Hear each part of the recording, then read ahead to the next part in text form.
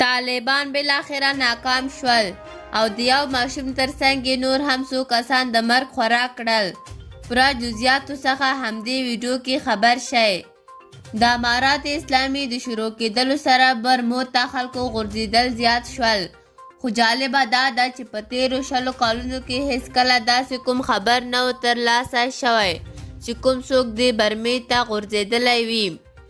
د زیاتېدلو سره سمدلاسه امارات اسلامي اعلان وکړ چې هر څوک برما لري باید یې سر پټ کړي او که پټ یې نه کړ او کوم کس ور وغورځېدلو نو هماغه کس به بندي کیږي او جریمه کیږي.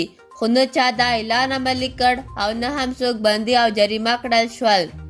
اوس تازه طالبان په خپلو ټولو امکاناتو د غزني ولایت په دیک ولسوالۍ کې د عبیدالله په نوم برمې ته د لوېدلي ماشوم په ژغورلو کې پاتې راغلل.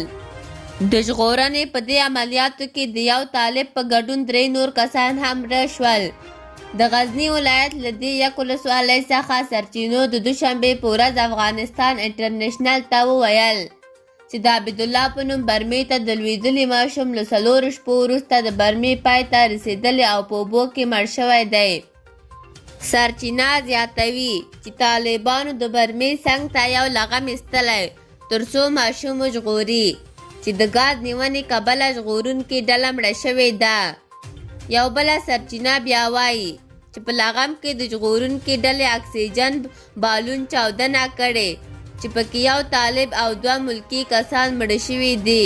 ویل کېږي چې ماشوم 10 متره برمې ته لوېدلی ده. له تېرې پنجشنبې راهیسې د طالبانو دفاع وزارت او له کندهار څخه 2 جلا جلا ډلو د ماشوم د ژغورنې لپاره هڅې کولې چې مثبته پایله یې ورنه کړه.